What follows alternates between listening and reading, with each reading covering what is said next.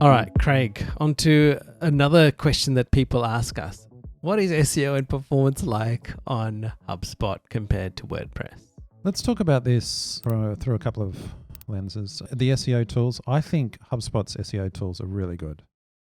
Do they have super advanced SEO? No, there's probably a few things missing compared to, say, an advanced tool in WordPress like Rank Math or Yoast SEO, but it's pretty close. I've never had a marketing manager chat with say, oh, it doesn't have this SEO piece. More often than not, they're like, oh, I don't know SEO. Can you show me? So that's our typical situation with clients. It's never been a problem.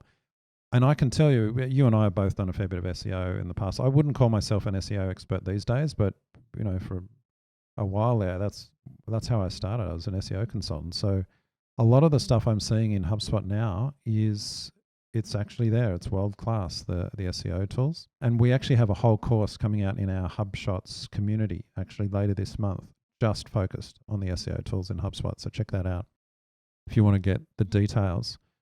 So that comparison, I think it's on par. And the other area that comes up is speed and performance. This often comes under the SEO category. They're like, oh, SEO, part of SEO is speed. And I agree with that. No one wants a slow site, of course, but often there can be trade-offs between speed and functionality.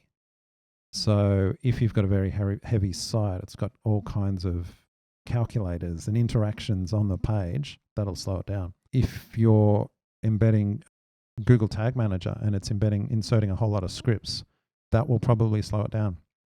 Got nothing to do with whether you're on WordPress or whether you're on HubSpot. It's about kind of some of the functionality and the third-party scripts you're running. And I was just going to call out, we actually had a client, we pushed their site from WordPress over to HubSpot last year. They came to us recently, they were saying, oh, the performance of our HubSpot site is low. We ran it through an SEO tool and it gave a low score. I've actually put screenshots in the show notes about this. They're like, oh, it's getting an E. It's only a 40% performance on GT metrics and things like that. I'm like, wow, that's really bad. What's going on? Is it HubSpot? Is it the clean theme? I think. Anyway, so what did I do, Ian? I basically cloned the homepage, just a straight copy, and I put it just on a staging link so that it didn't include Google Tag Manager. Yep. That's the only difference. And the performance without Google Tag Manager, it shot up to 94%. And I've actually got these screenshots right in the show notes. Okay, so what's the summary from this? The summary is that it's not the platform and it's not the theme. It's actually Google Tag Manager, what you're inserting.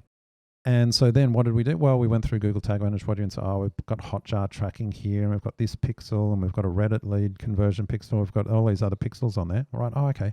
Do you need all of these? Oh, we only want Hotjar on some of these landing pages we're testing. Oh, okay, no worries. So we adjusted the triggers in Google Tag Manager, did a whole bunch of things, and that's basically the process. So it went from a conversation around, oh, HubSpot's really slow, to hang on, you're inserting all of this stuff that's slowing it down, and finding the root cause was important. So I want to mention that because I think that's a common experience. People shift a platform. They're like, oh, this new platform's slow. But what else did you do when you shifted? Oh, it so happened that we had a new website. Oh, and we wanted to do a whole lot of testing. Oh, and marketing wanted to run these other campaigns. Oh, and now we're doing advertising, and now we've got tracking scripts right, left, and center. Okay, let's go through it bit by bit and make sure we're focused on the right things. Yeah, and I think if I talk about speed and optimization, one thing, if you're using WordPress, and you've got a good host, you probably got something that like a content delivery network to deliver all of your content and caching. And then you would probably have plugins as well. Now in HubSpot, we don't worry about all of that. That's all taken care of natively within the platform. But if you're on WordPress, got to be aware of that, because those are things that can end up biting you or end up making you faster, depending on where you stand and what you've got.